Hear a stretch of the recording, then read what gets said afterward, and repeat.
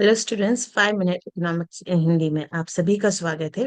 आज हम देखेंगे कि बजट की मुख्य क्या क्या विशेषता है। जैसा कि आप सभी को पता है कि 1 फरवरी को हमारे वहाँ पे बजट पेश हो चुका है, जिसे हमारी फाइनेंस मिनिस्टर निर्मला सीतारमन जी ने पेश किया था। निर्मला सीतारमन जी पहली ऐसे वुमेन्स है जिनने सबसे ज्यादा बार बजट को पेश किया गया है। ठीक है, इस बजट में हम देखेंगे कि इस बजट की मुख्य विशेषताएं क्या क्या है और मोस्टली इकोनॉमिक प्रोस्पेक्टस से क्या इम्पोर्टेंट है। आप चाहे तो पूरा बजट आप गवर्नमेंट ऑफ इंडिया की साइट पर जाके देख सकते हैं। ठीक है, और इससे रिलेटेड कोई भी आपकी क्वेरीज होगी, आप मेरे कमेंट बॉक्स में लिख के सेंड कर सकते हैं। ओके, तो आज का वीडियो हम स्टार्ट करते हैं। बजट की मुख्य विशेषताएं क्या क्या रही है 2025 और 26 की।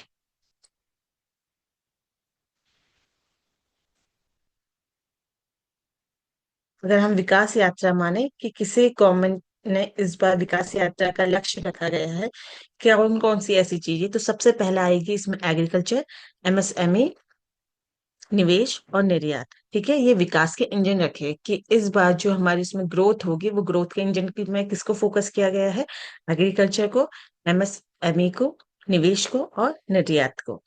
इसी के साथ साथ विकसित भारत की आकांक्षा पे क्या क्या मोटिव रखा गया है, किस किस पे फोकस गया है। सबसे पहले विकास में तेजी लाना। गवर्नमेंट का इस बार का लक्ष्य है 2025 और 26 को कि ग्रोथ में हम कैसे तेजी ला सकते हैं। समावेशी विकास सुनिश्चित करना। ठीक है, सस्टेनेबल ग्रोथ के बारे में बात की, जैसे कि आपने देखा होगा कि 2014 से लेकर अभी तक, ठीक है, कंटिन्यू सस्टेनेबल डेवलपमेंट पे बात की जा रही है हर बजट में। भारत के बढ़ते मध्य वर्ग में व्यय करने की क्षमता को बढ़ाना, निजी क्षेत्र में निवेशों में नई जान डालना, परिवारों के मनोभावों के में उल्लास लाना।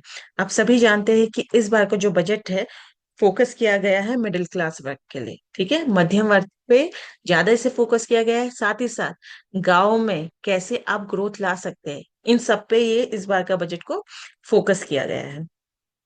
साथ ही साथ कृषि विकास को बढ़ावा देने के लिए क्या क्या चीजें की गई है। राष्ट्रीय उच्च पैदावार बीज मिशन के बारे में बात की गई है, जिसके अंतर्गत उच्च पैदावार, कीट प्रतिरोधी और जलवायु अनुकूल के गुणों के संपन्न बीजों का लक्षित विकास का और प्रचार किया गया है। साथ ही साथ केसीसी के माध्यम से अधिक ऋण, जो किसान क्रेडिट कार्ड से ऋण मिलता था, उसमें कोशिश की गई है कि इस बार किसानों को अधिक ऋण कैसे दिलाया जा सकता है, जिसके अंतर्गत 7.7 करोड़ किसानों को, मछुआरों, डेयरी किसानों, अल्पकालीन ऋणों की तहत सुविधा 5 लाख तक के ऋण में वृद्धि करने पे फोकस किया गया है।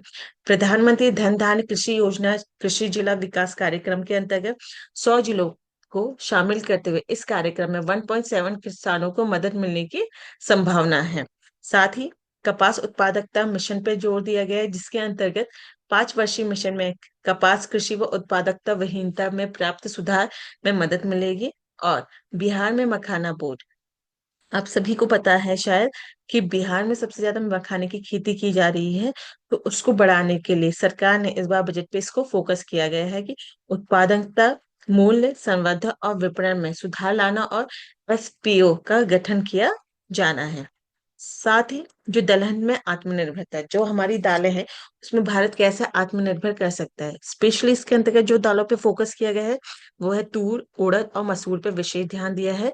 और इसका मिशन रखा है 6 वर्षीय मिशन प्रारंभ, जिसके अंतर्गत देखा जाएगा कि जलवायु के अनुकूल बीजों का विकास एवं वाणिज्य उपलब्धता कराना, प्रोटीन की मात्रा को बढ़ावा देना, उत्पादकता में वृद्धि करना और कटाई के बाद भंडार में सुधार और प्रबंधन, किसानों की लाभकारी कीमत का प्रदान करना। साथ ही ग्रामीण अर्थव्यवस्था के उत्प्रेरक के रूप में भारतीय डाक, जैसे मैंने अभी बताया था कि गवर्नमेंट का फोकस क्या है, इस बार मिडिल क्लास और गांवों पे ज्यादा फोकस किया गया है। ग्रामीण समुदाय के आसपास स्थित संस्थागत खाता सेवाएं, DBT cash count out of MSME pickup, सूक्ष्म उद्यम को क्रेडिट सेवाएं बीमा, डिजिटल सेवाओं की सहायता से, कि कैसे हम गांवों को के डाकघरों को, खातों को, ठीक है, डिजिटल सेवाओं से कैसे जोड़ सकते हैं, कैसे आसानी से इन सेवाओं को आसान बनाया जा सकता है, इस पे बात की गई है। गरीब युवा अन्नदाता और नारी केंद्रीय विकास के ऊपर एमएसएमई को सहायता एवं मेक इन इंडिया को आगे बढ़ाना, सूक्ष्म उद्यमों के लिए क्रेडिट कार्ड। ठीक है, जितने भी आपके लघु उद्योग है उनके लिए क्रेडिट कार्ड के बारे में इस बजट में बात की गई है, जिसके अंतर्गत उद्यम पोर्टल पर पंजीकृत सूक्ष्म उद्यमियों के लिए 5 लाख रुपए की सीमा के साथ क्रेडिट कार्ड प्रथम 1 वर्ष में 10 लाख क्रेडिट कार्ड जारी किए जाएंगे। ठीक है, इनने एक लक्ष्य रखा है कि 2025 और 26 में फाइनेंशियल ईयर में कम से कम 10 लाख क्रेडिट कार्ड जारी किए जाएंगे, जिसमें जो सीमा रखी गई है वो 5 लाख रुपए तक के अंतर्गत की रखी गई है। पहली बार के उद्यमियों के लिए ये योजना, जो भी फर्स्ट टाइम उद्यमी है, चाहे वो महिलाएं है, इस इवन देखो इस बार आपके बजट में देख सकते हैं कि अनुसूचित जाति, अनुसूचित जनजाति सहित 5 लाख पहली बार के उद्यमियों के लिए नई योजना शुरू की जाएगी, ताकि अगले 5 वर्षों के दौरान 2 करोड़ तक के ऋण दिए जा सके। इसी के साथ निम्नलिखित पे व्यापार करने और सुगमता की लागत, मांग व नौकरियों के लिए भविष्य हेतु तैयार कामकाज, जीवंत और गतिशील एमएसएमई क्षेत्र, प्रौद्योगिकी की उपलब्धता, गुणवत्ता उत्पादक, जलवायु अनुकूल विकास के लिए स्वैच्छिक प्रौद्योगिकी के विनिर्माण के बारे में काम बात की गई है। साथ ही श्रम संघर्षों क्षेत्र के लिए उपाय, जितने भी हमारे फुटवेयर और लेदर क्षेत्रों के लिए फोकस प्रोडक्ट स्कीम है, इसके अंतर्गत 22 लाख व्यक्तियों को रोजगार दिया जाएगा। ठीक है, इसमें 4 लाख करोड़ का टर्नओवर और 1.1 लाख करोड़ रुपए का निर्यात होगा। खिलौनों के क्षेत्र के लिए भी उपाय, अभी तक आपने देखा होगा कि हम लोग जो मोस्टली इंपोर्ट है वो चाइना से खिलौने करते हैं। ठीक है, तो इस बार गवर्नमेंट का फोकस है कि कैसे हम अपने घरेलू उद्योगों के जरिए खिलौनों का विनिर्माण कर सकते हैं। ठीक है, जिसके अंदर मेक इन इंडिया ब्रांड का प्रतिनिधित्व करेंगे ये। खाद्य प्रसंस्करण के लिए सहायता, बिहार में खाद्य प्रौद्योगिकी संस्थान की स्थापना, किसानों की आय में वृद्धि और युवाओं के लिए कौशल प्रशिक्षण उद्यमिता योजना के अवसर के बारे में बात की गई है। साथ ही साथ गारंटी सुरक्षा के साथ ऋण की उपलब्धता का उल्लेख में वृद्धि। अगर कोई व्यक्ति अभी वर्तमान में लोन लेना चाहता था, ठीक है, एमएसएमई में अगर कोई स्मॉल इंडस्ट्री खोल रहा है उसमें, तो वर्तमान में 5 लाख था, जो संशोधित करके इसको 10 लाख कर दिया गया है। स्टार्टअप के लिए जो वर्तमान थी वो 10 था, अब जो संशोधित करके इसको 20 कर दिया गया है। ओके, निर्यातक एमएसएमई में 20 करोड़ रुपए तक के सार्वधिक ऋण के बारे में बात की गई है। जो ये अमाउंट है वो सारा आपका करोड़ रुपए में शो किया गया है। साथ ही साथ आप में से इतने मोस्टली जो इकोनॉमिक्स के स्टूडेंट्स है या कॉमर्स के स्टूडेंट्स है, उन लोग को इंडस्ट्री के बारे में डेफिनेशन के लिए हमें बताया जाता है कि कितना इन्वेस्टमेंट करेंगे, कि वो स्मॉल इंडस्ट्री है, मीडियम इंडस्ट्री है, लार्ज इंडस्ट्री है या टर्नओवर। तो इस बार इसका मापदंड को चेंज कर दिया गया है। एमएसएमई के वर्गीकरण मानदंडों में संशोधन, रुपये आप करोड़ में देख सकते हैं। सूक्ष्म उद्योग में वर्तमान में जो 1 करोड़ था वो संशोधित करके 2.5 लाख कर दिया है। अगर अब हमसे पूछा जाएगा कि सूक्ष्म उद्योग क्या है, ठीक है, तो हम क्या कहेंगे, जिस उद्योग में 2.5 करोड़ इन्वेस्टमेंट किया जाता है उसे ही हम सूक्ष्म उद्योग कहते हैं। साथ ही लघु उद्यम के लिए वर्तमान में जो 10 था अब कितना हो गया, 25 करोड़ हो गया है। और मध्यम उद्यम के लिए 50 था, जो 125 हो चुका है। ठीक है, एक तो हम निवेश के अकॉर्डिंग बता सकते हैं कि सूक्ष्म उद्योग क्या है, लघु उद्योग क्या है, मध्यम उद्योग क्या है। और अगर 125 से ज्यादा होते हैं, करोड़ रुपए से ज्यादा इन्वेस्टमेंट किया जा रहा है किसी उद्योग में, तो हम उसको लार्ज इंडस्ट्री या वृहद उद्योग कहेंगे। साथ ही साथ हम टर्नओवर के अकॉर्डिंग भी बता सकते हैं कि सूक्ष्म उद्योग क्या है, लघु उद्योग क्या है और मध्यम उद्योग क्या है। अगर कोई इंडस्ट्री वर्तमान में कितना था, 5 था, लेकिन संशोधित करके उसको कितना कर दिया गया है, 10 करोड़ कर दिया गया है। कोई इंडस्ट्री अगर 1 साल में 10 करोड़ से ज्यादा टर्नओवर कर रही है या 10 करोड़ कर रही है, तो उसे हम सूक्ष्म उद्योग कहेंगे। ठीक है, लघु उद्योग पहले क्या था, 50 था, 100 करोड़ रुपए कर दिया गया है। कोई भी इंडस्ट्री अगर 1 साल में 100 करोड़ रुपए का टर्नओवर करती है तो उसे हम लघु उद्योग कहेंगे। मध्यम उद्योग 50 से 500 हो गया है। अगर कोई इंडस्ट्री 500 से ज्यादा टर्नओवर कर रही है तो हम उसको लार्ज इंडस्ट्री या वृहद उद्योग कहेंगे। लोगो अर्थव्यवस्था और नवाचार में निवेश, इसके अंतर्गत सक्षम आंगनबाड़ी और पोषण 2.0 पे ध्यान दिया गया है। आईआईटी क्षमता का विस्तार में सभी जिला अस्पतालों में डे केयर कैंसर सेंटर के बारे में बात की गई है। भारतीय भाषा पुस्तक स्कीम, ये बहुत इंपॉर्टेंट है। ठीक है, एज ए रिसर्च स्कॉलर अगर आप पीएचडी या हायर एजुकेशन में आ रहे हैं तो उसमें भी ये टॉपिक आप ले सकते हैं। स्कूली और उच्चतर शिक्षा के लिए भारतीय भाषाओं की पुस्तकें डिजिटल रूप में उपलब्ध कराई जाएगी। ठीक है, जितनी भी भाषा पुस्तक है हमारी, चाहे वो हायर एजुकेशन में है चाहे वो माध्यमिक में है, तो उसको डिजिटाइजेशन करने की बात की गई है। साथ ही साथ कौशल प्रशिक्षण के लिए 0.5 05 राष्ट्रीय उत्कृष्ट केंद्र के बारे में बात की गई है। शिक्षा के क्षेत्र में कृत्रिम बुद्धिमत्ता उत्कृष्ट केंद्र के बारे में बात की गई है। ठीक है। लोगो अर्थव्यवस्था और नवाचार में निवेश।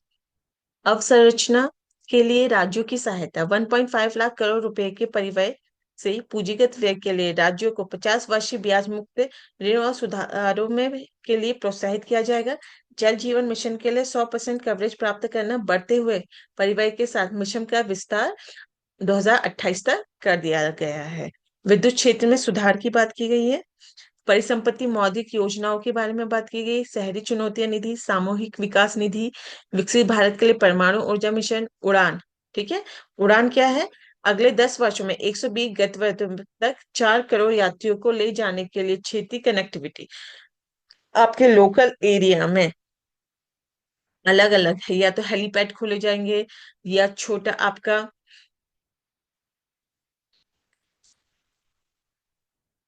10 वर्षों के लिए 4 करोड़ यात्रियों को ले जाने के लिए कनेक्टिविटी की बात की गई है।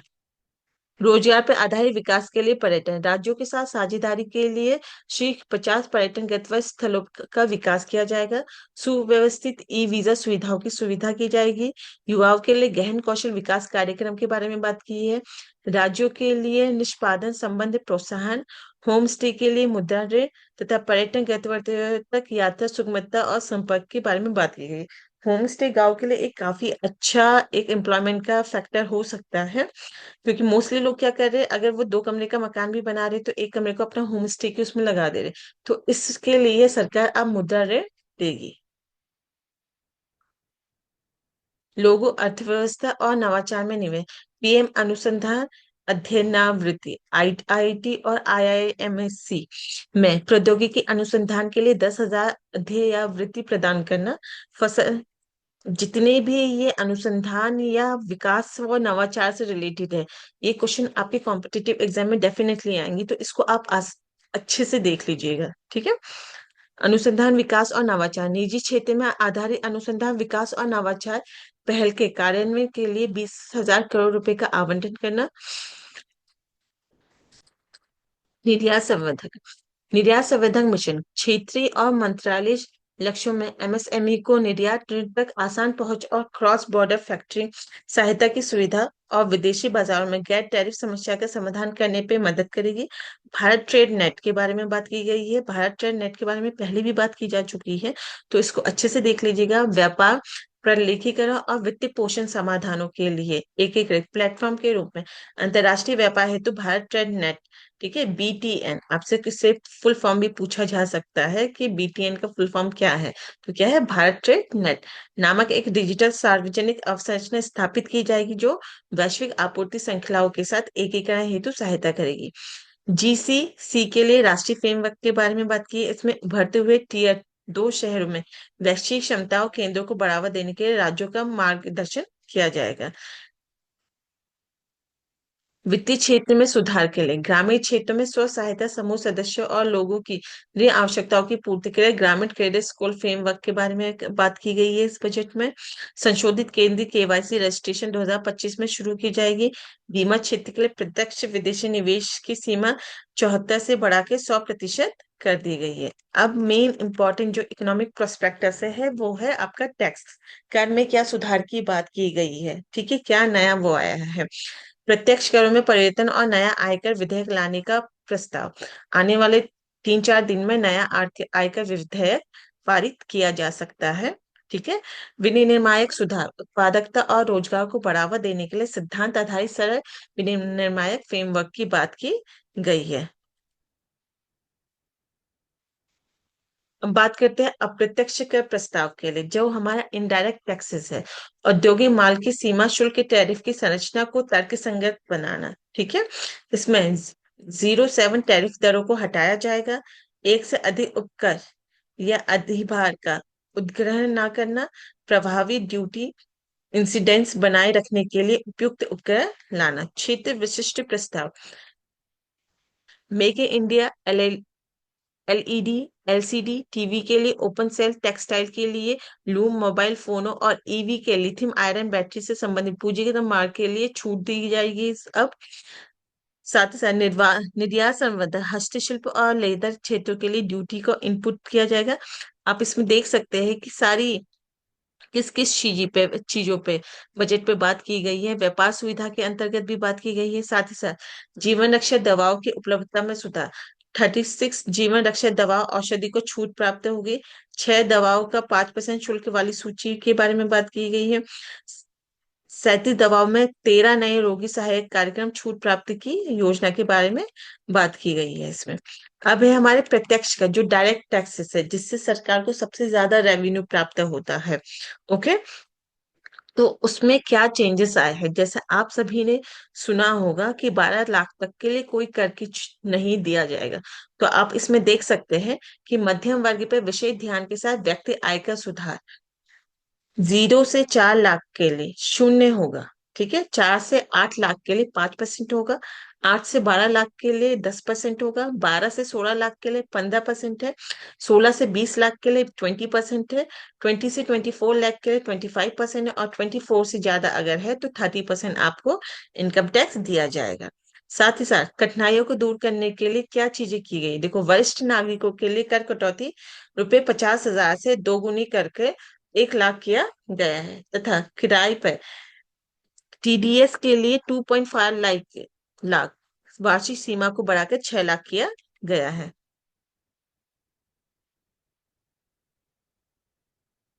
अब मोस्ट इम्पोर्टेंट कि गवर्नमेंट को पैसा कहाँ से आ रहा है एक फाइनेंशियल ईयर में, और कहाँ पे जा रहा है। तो अगर हम देखें इस बार सरकार को जो फाइनेंशियल ईयर में पैसा आया है वो कहाँ कहाँ से, तो सबसे ज्यादा जो गवर्नमेंट को पैसा आया है वो बोरोइंग से आया है, उधारी और अन्य देदारी से 24%।